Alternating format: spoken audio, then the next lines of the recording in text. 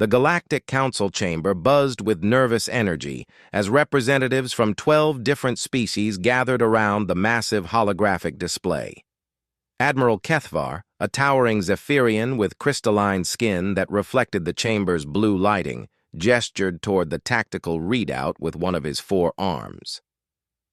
"The Void Swarm has consumed 17 systems in the past month," he announced, his voice carrying the weight of impending doom. "Their bioships multiply faster than we can destroy them. At this rate, they'll reach the core worlds within 6 standard cycles." Murmurs of fear rippled through the assembly.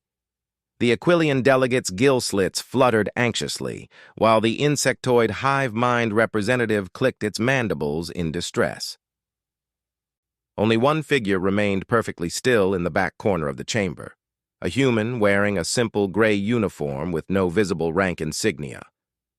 Commander Sarah Chen of the Terran Defense Force leaned toward her companion.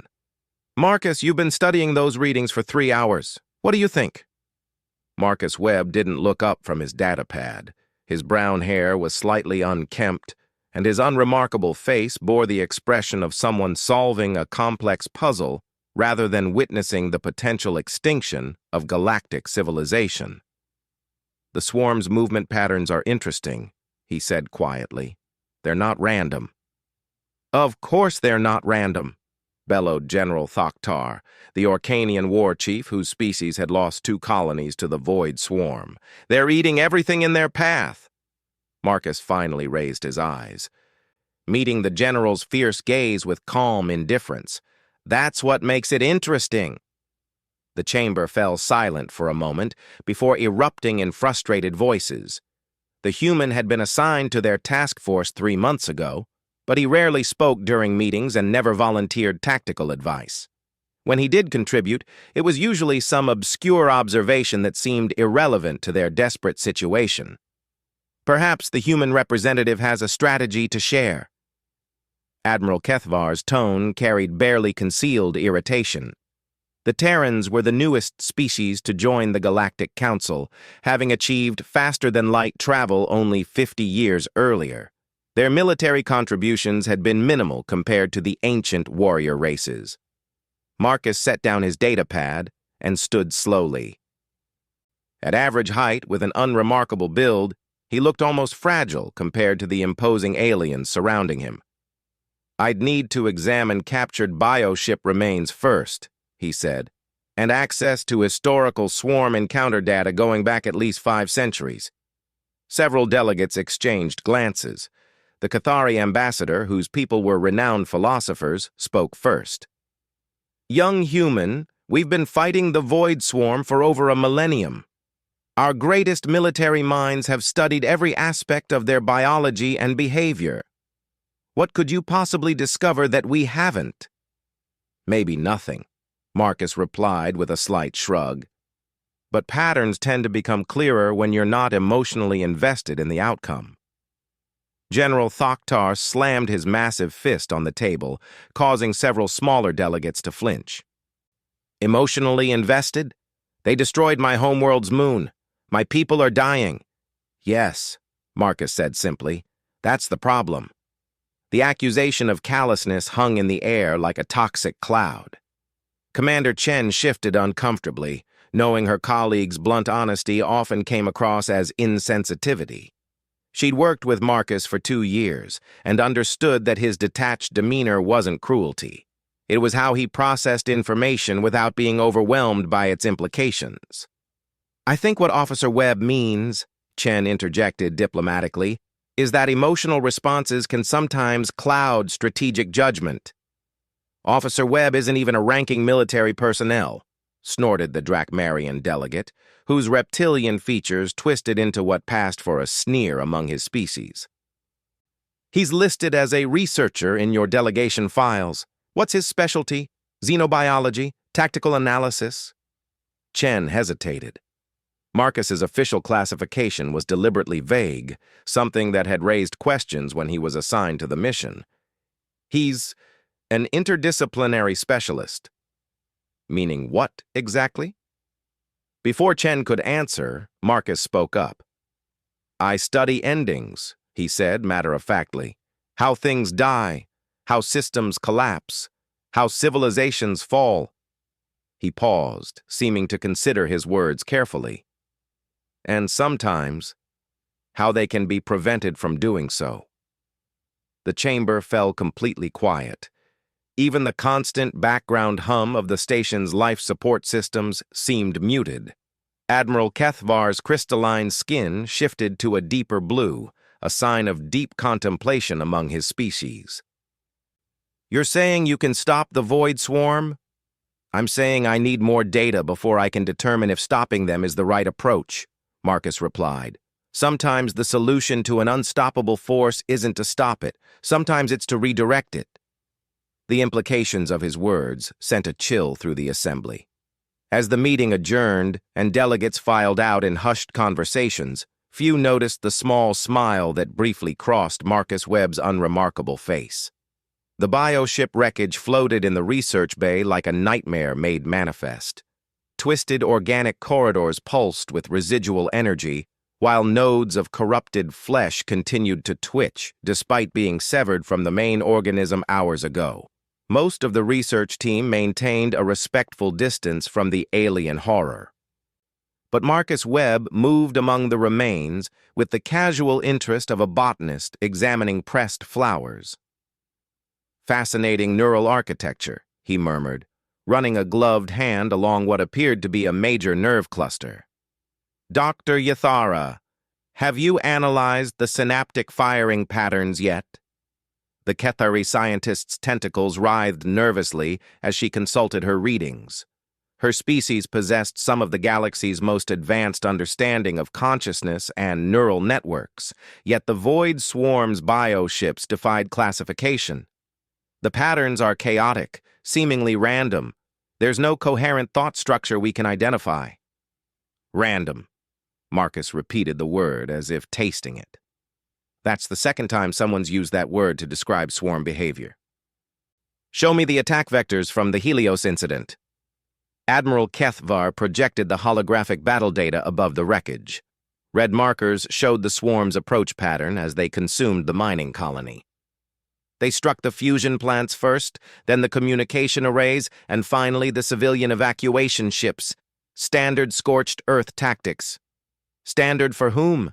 Marcus asked, studying the display. "Dr. Yathara, what's the primary food source for swarm bioships?" "Energy," the Kethari scientist replied. "They consume any available power source.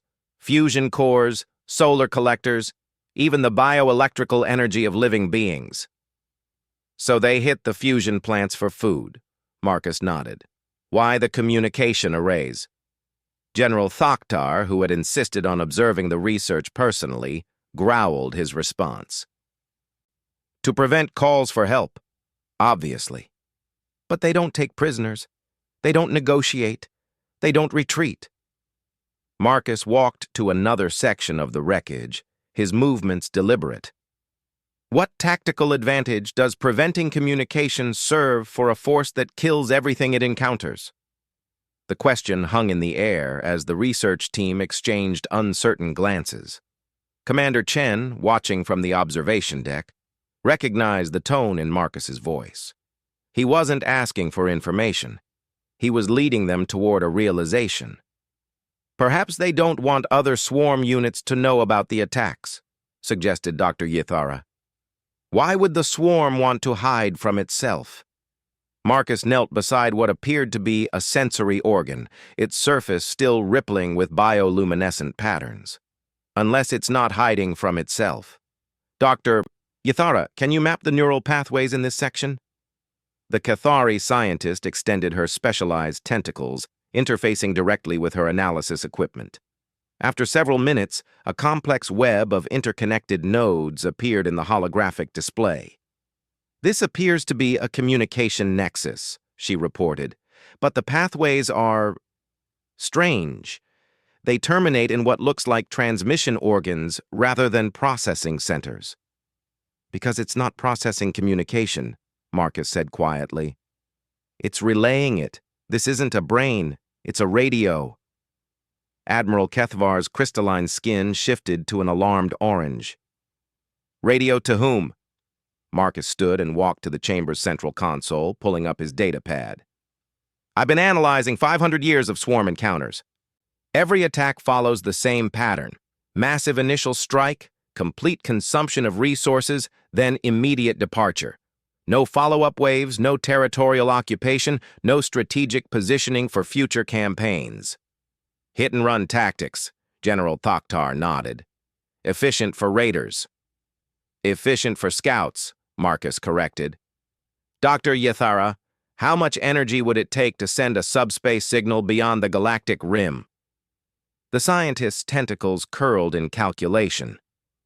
Enormous amounts. More than most planets generate in a year, but theoretically possible if you had a network of relay stations and... Her voice trailed off as understanding dawned. The attacks aren't random, Marcus continued. They're systematic. The swarm isn't consuming our colonies for food or territory. They're building a communication network, using our own energy infrastructure to power transmissions across impossible distances.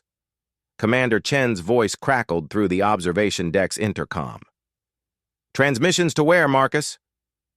Marcus pulled up a galactic map, overlaying the known swarm attack sites with energy transmission vectors. The pattern was subtle but unmistakable. Every attack created another node in a vast communication grid, all focused on broadcasting signals toward the empty space beyond the galaxy's edge. They're calling home, he said simply. The research bay fell silent except for the soft hum of life support systems. The implications were staggering. If the Void Swarm wasn't the primary threat, but merely an advance force, then everything the Galactic Council had assumed about their enemy was wrong. General Thoktar's voice was barely above a whisper. How long until the signal reaches its destination? Marcus consulted his calculations. Based on the transmission power and target distance, the first signal reached beyond the rim approximately 6 months ago. He paused, meeting each team member's gaze in turn. If something out there was waiting to hear from the swarm, it already has. Dr. Yathara's tentacles writhed in agitation. We need to inform the council immediately.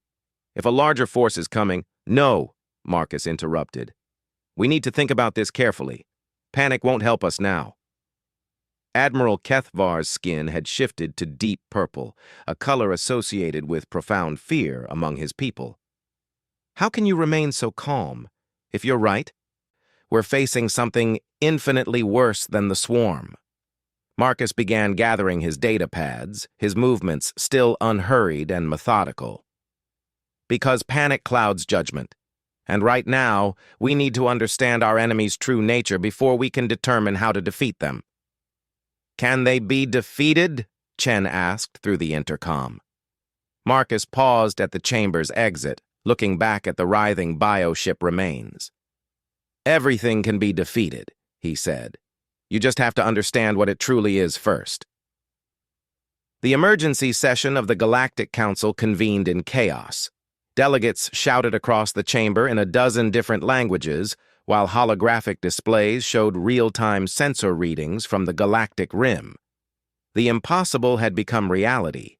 Massive energy signatures were approaching at near-light speed, dwarfing anything in the known galaxy.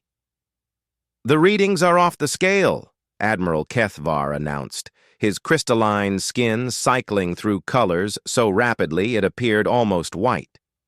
Whatever's coming isn't just larger than the swarm. It's incomprehensibly vast. How long do we have? Demanded the Drakmarian delegate, his reptilian features twisted with barely controlled panic. 18 standard days until the first wave reaches the outer colonies, reported the Aquilian sensor specialist, her gill slits fluttering rapidly. At their current velocity, they'll be at the core worlds within 2 months.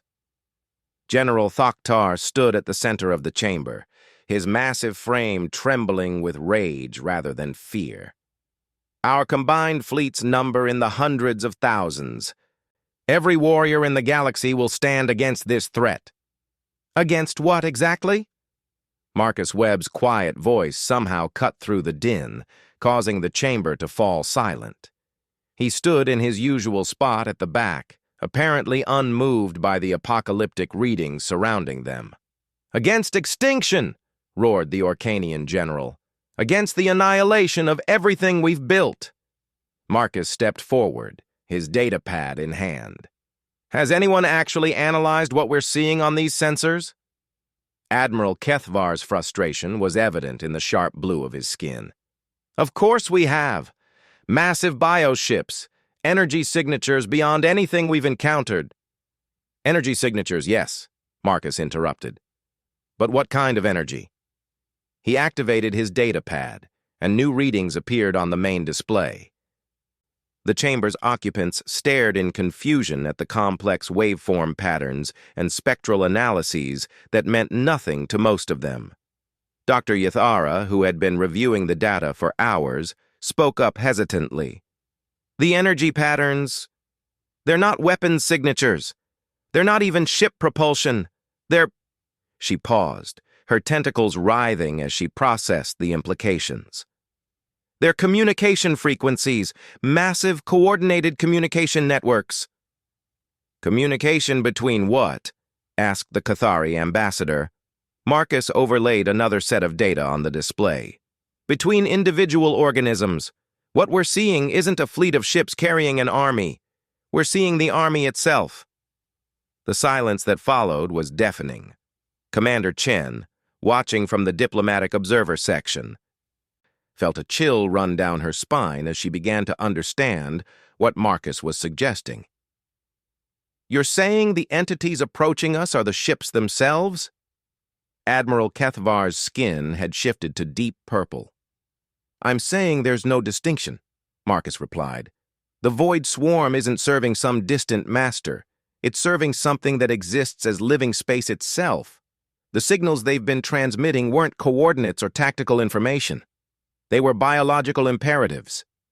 He gestured to the sensor readings, highlighting specific patterns. "Every energy signature we're detecting corresponds to a single massive organism. We're not facing an invasion fleet.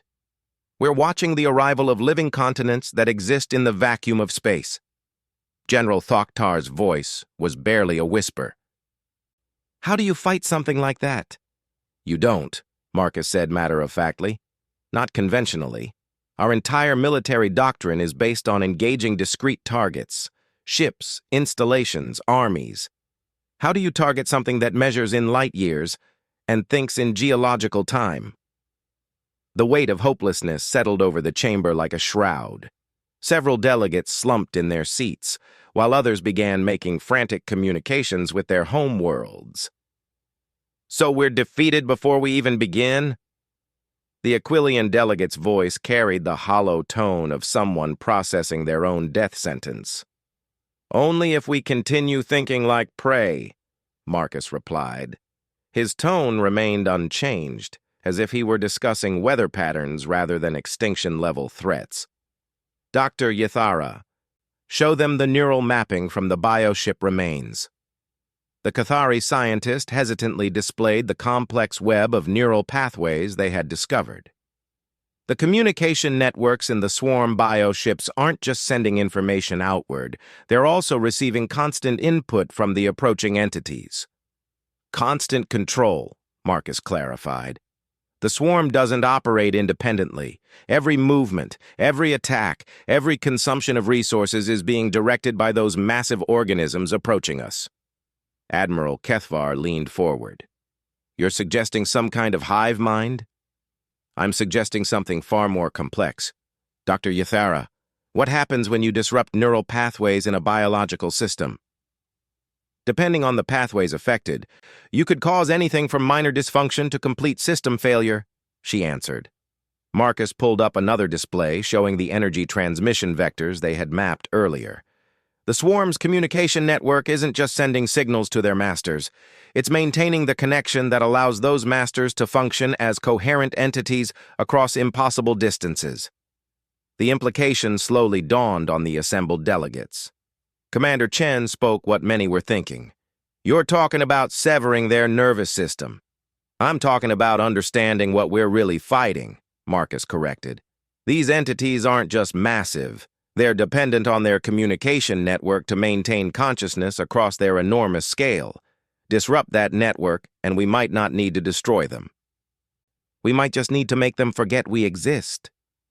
General Thoktar's expression shifted from despair to something resembling hope. Can it be done? Marcus was quiet for a long moment, studying the data streams with that peculiar intensity his colleagues had learned to recognize. When he finally spoke, his voice carried a weight that hadn't been there before. "There's a way," he said, "but it would require sacrificing everything we've built in this galaxy to save what might come after." The chamber erupted in questions, but Marcus held up a hand for silence. "I need to run more calculations, and I need to speak with someone who isn't here." "Who?" demanded Admiral Kethvar. For the first time since the crisis began, Marcus's expression shifted slightly.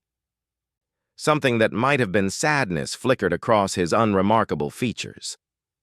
"Someone who taught me that sometimes the only way to save a system is to burn it down first." The quantum communication chamber hummed with barely contained energy as Marcus established the most expensive long-distance call in human history. The encrypted signal would take precious hours to reach Earth, but some conversations couldn't be trusted to standard channels. Commander Chen stood beside him, her face reflected in the chamber's polished surfaces as they waited for the connection to stabilize. "Are you going to tell me who we're calling?" she asked. "Dr. Elizabeth Kane," Marcus replied, his fingers working steadily at the control interface. "She was my mentor at the Institute for Strategic Termination." Chen's blood ran cold. Every military officer in human space knew about the Institute, even if they pretended not to. It was where humanity sent its most brilliant minds to study the unthinkable. How to end civilizations, how to collapse star systems, how to commit genocide so efficiently that entire species would simply cease to exist. "Marcus," she said carefully, "please tell me you weren't trained as a planetary exterminator?" He glanced at her with that mild expression she'd grown to know. "I was trained as something much worse. I was trained to find the single point of failure that could bring down entire galactic communities." Before Chen could respond, the communication array crackled to life. The image that appeared was of an elderly woman with silver hair and eyes that seemed far too young for her weathered face. Even through the quantum distortion, her smile was unmistakably warm. "Marcus," she said, and her voice carried genuine affection. "I've been following the Galactic Council reports. I was wondering when you'd call." "Hello, Dr. Kane. I have 18 days to prevent the extinction of galactic civilization. I need your advice." The older woman's expression didn't change, as if her former student had asked about the weather. "Tell me what you've learned." For the next hour, Marcus presented his analysis of the approaching entities, the swarm's communication network, and the neural dependencies that kept the massive organisms coherent across interstellar distances. Dr. Kane listened without interruption, occasionally making notes on a tablet that looked ancient compared to galactic standard technology. "Fascinating," she said when he finished. "You're looking at a distributed consciousness that spans light years but depends on quantum entanglement communication to maintain coherent thought. The swarm isn't just building communication relays, they're building synapses for a brain the size of a galaxy." "Can it be disrupted?" Marcus asked. "Oh, yes," Dr. Kane replied. "But not in the way you're thinking. You can't just cut the connections. Quantum entanglement doesn't work that way. You need to introduce cascade failures that propagate through the entire network simultaneously." She pulled up her own displays, showing complex equations that hurt to look at directly. The energy requirements would be enormous. You'd need to coordinate detonations across every major star system in the galaxy, using the stars themselves as amplifiers. Commander Chen stared at the calculations in horror. "You're talking about destroying entire solar systems." "I'm talking about saving them. Dr. Kane corrected gently. The alternative is watching those entities consume everything anyway. But there's another problem, Marcus. Even if you succeed in disrupting their consciousness, you'll only buy time. Eventually, they'll rebuild the network. Marcus was quiet for a long moment. Unless there's nothing left to rebuild it with. Exactly. Dr. Kane's smile was proud and terrible. You'd need to ensure that the energy cascade doesn't just disrupt their communication. It needs to make the galaxy uninhabitable for their kind of life. Chen felt sick. You're talking about rendering every star system in the galaxy lifeless. I'm talking about evolution, Marcus said quietly. Sometimes species need to adapt or die. The question is whether we're willing to force that choice on ourselves. Dr. Kane leaned forward. Tell me about the evacuation possibilities. There are approximately 40,000 ships in the combined galactic fleet, Marcus replied. Each could carry maybe 1,000 individuals in emergency conditions. We're looking at saving perhaps 40 million people out of a galactic population in the trillions. Acceptable losses for species preservation, Dr. Kane nodded. Where would you take them? Marcus activated another display showing the Andromeda Galaxy. Far enough away that whatever we do here won't affect them. Close enough that generational ships could reach it with existing technology. Chen stared at him in disbelief. You've already planned this entire genocide. I've planned a species continuity protocol, Marcus corrected. There's a difference. Is there? She snapped. You're talking about murdering quadrillions of sentient beings. Dr. Kane's voice cut through the argument with surgical precision. Commander Chen, may I ask you a question? How many of those quadrillions will survive if we do nothing? The question hung in the air like a physical weight. Chen knew the answer, 0.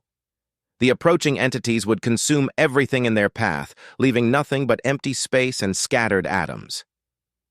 The mathematics are simple, Marcus continued. 0% survival versus approximately 0.0001% survival. From a utilitarian perspective, there's no ethical dilemma. From a human perspective, there is, Chen replied, but her voice lacked conviction. Dr. Kane spoke gently. Marcus, you understand what you're asking of yourself? I understand that someone has to make the decision, he replied. Someone has to carry the weight of ending everything we've known to preserve something that might grow into something better. And you're willing to be that someone? Marcus was quiet for a long time. When he finally spoke, his voice carried a heaviness that Chen had never heard before. I was trained to be that someone. You made sure of that. I made sure you'd have the knowledge and capability, Dr. Kane corrected. I never made the choice for you. That's something you have to do yourself. The communication chamber fell silent, except for the hum of quantum processors maintaining the connection across impossible distances. Commander Chen watched Marcus's face, seeing something she'd never noticed before. Not coldness or detachment, but the carefully controlled expression of someone carrying an unbearable burden. Dr. Kane, he said finally, I need the activation codes for Protocol Omega. I'll transmit them after this call ends, she replied. Marcus? Yes? The 40 million people who survive will need someone to lead them, someone who understands the cost of the choices that brought them there. Marcus shook his head. I won't be going with them. Why not? He looked directly into the camera, and for a moment, the mask of professional detachment slipped completely away. Because someone needs to stay behind to make sure it works. And because the person responsible for ending a galaxy doesn't deserve to see what grows from its ashes. Dr. Kane was quiet for a moment. When she spoke, her voice was filled with something that might have been love. You were always my best student, Marcus. I'm proud of what you've become, even if I'm sorry for what it cost you to get there. The transmission ended, leaving Marcus and Chen alone in the humming chamber. Outside the observation windows, Stars shone with an innocence they would never possess again. "When do we begin?" Chen asked quietly. Marcus was already reaching for his datapad. "Now, we have 17 days to coordinate the most complex military operation in galactic history. And then we find out if humanity's greatest monster was actually its greatest protector." In the distance, sensors continued tracking the approach of entities so vast they defied comprehension. But in a small communication chamber on a forgotten research station, the galaxy's fate had just been decided by one unremarkable human who understood that sometimes love looked exactly like destruction.